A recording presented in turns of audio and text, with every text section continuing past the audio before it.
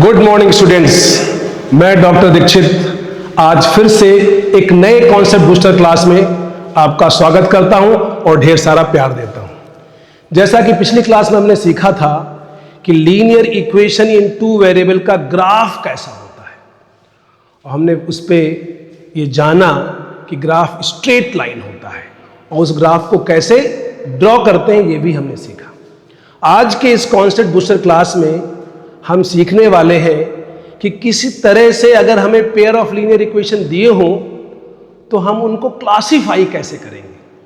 Classification का मतलब है हम कैसे ये पता लगाएंगे कि ये गिवन इक्वेशन का जो पेयर है वो कंसिस्टेंट है या इनकंसिस्टेंट है। कंसिस्टेंट का मतलब होता है एक ऐसा पेयर ऑफ लीनियर इक्वेशन जिसकी कोई ना कोई सोल्यूशन होना चाहिए। मिनिमम 1 से लगा करके इनफाइनाइट सॉल्यूशंस हो सकते हैं। अगर किसी भी पेयर ऑफ लीनियर इक्वेशन के 1 से लगा करके इनफाइनाइट सॉल्यूशन तक हो सकते हैं उसको हम कहते हैं pair of linear equation which are consistent.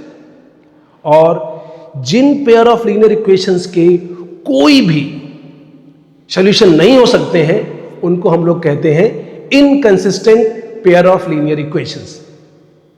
तो आज की क्लास में हम ये समझेंगे कि कौन से इक्वेशंस कंसिस्टेंट हैं और कौन सा पेयर ऑफ इक्वेशन इनकंसिस्टेंट है। इसके लिए हम लोग कुछ एग्जांपल्स लें। Let's say a1x plus b1y plus c1 is equal to 0. This is our first equation. a2x plus b2y plus c2 is equal to 0. This is our second equation. These are the standard method of representing two linear equations. यहाँ पर जब linear equations आपको दिए हों और उनको standard format में रखना हो तो सबसे पहले क्या करते हैं, कांस्टेंट जो राइट हैंड साइड में था उसको हम लेफ्ट हैंड साइड में लेके आते हैं और इक्वेशन बन जाता है a1x plus b1y plus c1 is equal to 0। ऐसे a2x plus b2y plus c2 is equal to 0। Means हम डिसाइड करने के पहले इक्वेशन को प्रॉपर फॉर्म में लिखते हैं। अगर ये लिखना भूल गए तो हम कॉन्सेप्ट को सही से पकड़ नहीं पाएंगे। तो पहला स्टेप क्या है, इक्वेशन को प्रॉपर फॉर्म में लिखा जाए। मान लीजिए इक्वेशन ऐसे लिखा हुआ है 3x plus 2y is equal to 5। This is not in proper format. हमें प्रॉपर फॉर्मेट में लाने के लिए क्या करना होगा, इस कांस्टेंट को राइट हैंड साइड से लेकर के लेफ्ट हैंड साइड में लाना होगा। तो इक्वेशन बन जाएगा आपका 3x plus 2y minus 5 is equal to 0। अगर ये फर्स्ट इक्वेशन होता तो अब यहां कंपेयर करके देख सकते हैं कि a1 क्या बन जाता बच्चों, जो x का कॉफिशेंट है वो 3, b1 क्या हो जाता, जो y का कॉफिशेंट है वो है 2, और जो c1 क्या हो जाता, जो कांस्टेंट है वो -5। ध्यान दीजिए, कांस्टेंट -5, b1 2 और a1 3। तो इस तरीके से आप सबसे पहले क्या करेंगे, उन दोनों इक्वेशंस को प्रॉपर फॉर्मेट में लिख, तब आप आगे जाकर के डिसाइड कर पाएंगे। तो आइए अब हम देखते हैं कि वो कौन सी कंडीशंस हैं जो हमको ये बताएंगी कि कौन सा इक्वेशन कंसिस्टेंट है या इनकंसिस्टेंट है। दोस्तों, ये बताने के लिए, वो कंडीशंस बताने के पहले मैं कुछ और बोलना चाहता हूं। हम जब किसी पेयर ऑफ लीनियर इक्वेशंस को ग्राफ के माध्यम से सॉल्व करते हैं तो हम दोनों पेयर ऑफ लीनियर इक्वेशंस के ग्राफ ड्रॉ करते हैं और वो ग्राफ स्ट्रेट लाइन है। अगर ये दोनों स्ट्रेट लाइन किसी एक पॉइंट पर इंटरसेक्ट कर रही हैं, इसका मतलब है कि ये पेयर ऑफ इक्वेशंस का यूनिक सॉल्यूशन है, एक ही सॉल्यूशन है। जैसे ये वाला सीन कि मान लीजिए ग्राफ ड्रॉ किया, एक ग्राफ ये है हमारे पास, एक इक्वेशन का ग्राफ ये हो गया, दूसरे इक्वेशन का ग्राफ ये हो गया। अब आप देख रहे हैं दोनों लाइन एक ही जगह पर इंटरसेक्ट कर रहे हैं, तो यहां से x की वैल्यू आ जाएगी और यहां से y की वैल्यू आ जाएगी, और सिर्फ एक ही वैल्यू आएगी, और ये क्या बन जाएगा, यूनिक सॉल्यूशन वाला pair of linear equation. Similarly अगर हम ग्राफ ड्रॉ करें और ग्राफ कुछ इस तरह से आ जाए कि एक लाइन ये है और दूसरी लाइन इसी के ऊपर ओवरलैप कर रही है, दोनों लाइन एक के ऊपर एक लाई कर रही हैं, या both the lines are coincident, उस सिचुएशन में हम देख रहे हैं हमारे पास बहुत सारे कॉमन पॉइंट होंगे। जितने भी कॉमन पॉइंट हैं वो रिप्रेजेंट कर रहे हैं कि उतने ही सॉल्यूशंस हैं, तो इनफाइनाइट कॉमन पॉइंट्स हैं। इसका मतलब ऐसी सिचुएशन में इनफाइनाइट सॉल्यूशन हो जाएगा। क्या हो जाएगा? Infinite solution. और ये वाला क्या हो गया बच्चों? Unique solution. तो आपने देखा कि अगर लाइंस ओनली वन प्लेस पर इंटरसेक्ट कर रही हैं, इसका मतलब हो गया यूनिक सॉल्यूशन। अगर कोइंसिडेंट है, इसका मतलब हो गया infinite solutions. Now there can be one more situation, एक और सिचुएशन पैदा हो सकती है कि हमारे पास देयर आर, ये x एक्सिस है, ये y एक्सिस है, these are the two equations represented by straight line, और both the lines are parallel. क्या है? पैरेलल। इसका मतलब उनके बीच में कोई भी कॉमन पॉइंट नहीं है, इसका मतलब उनका कोई भी सॉल्यूशन नहीं है। तो जब भी पैरेलल लाइंस होंगी तो ये केस बन गया नो सॉल्यूशन का। क्या हो गया? नो सॉल्यूशन का। तो यहां पर लाइंस को अगर ध्यान दें तो क्या हो गया? इंटरसेक्टिंग लाइंस और यूनिक सॉल्यूशन।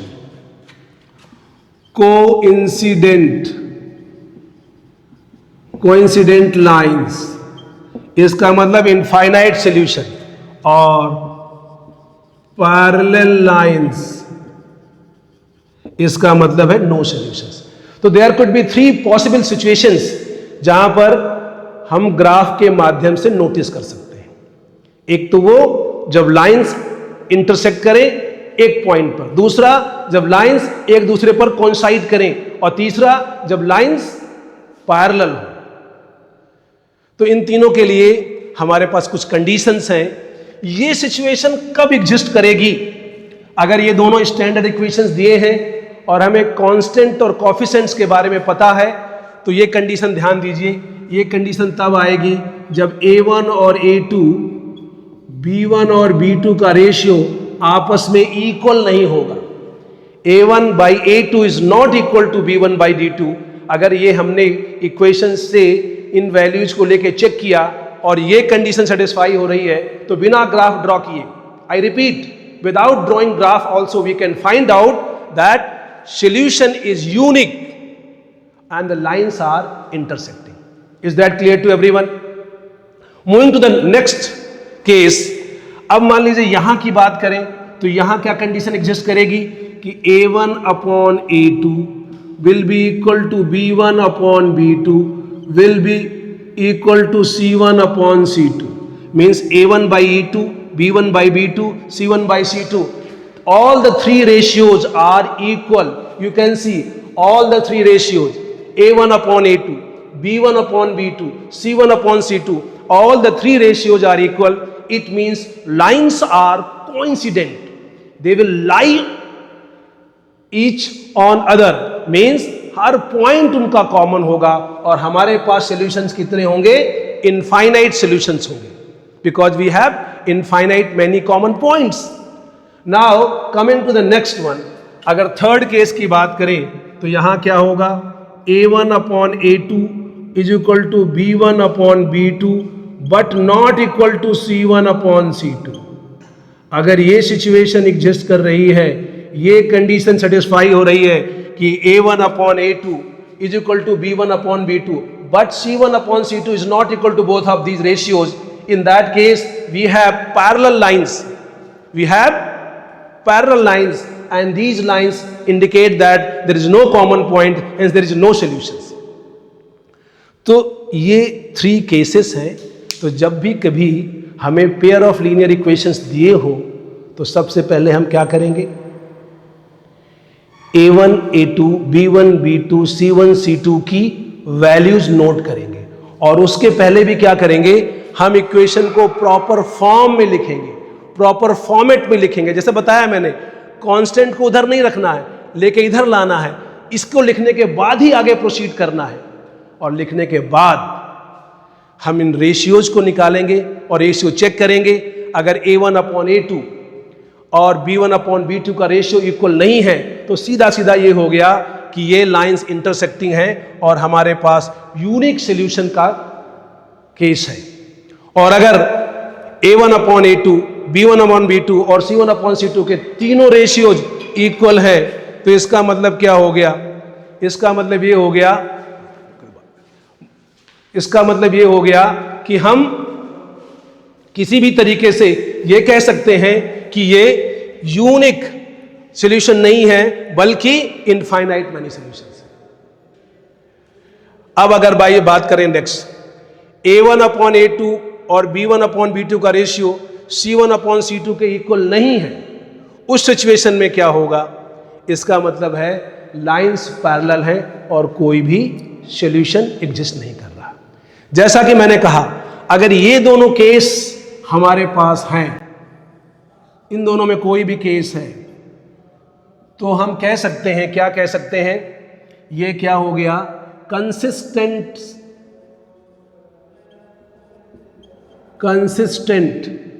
सिस्टम है ये सिस्टम. और अगर ये केस जिसमें कोई भी सॉल्यूशन नहीं है तो इनकंसिस्टेंट सिस्टम है.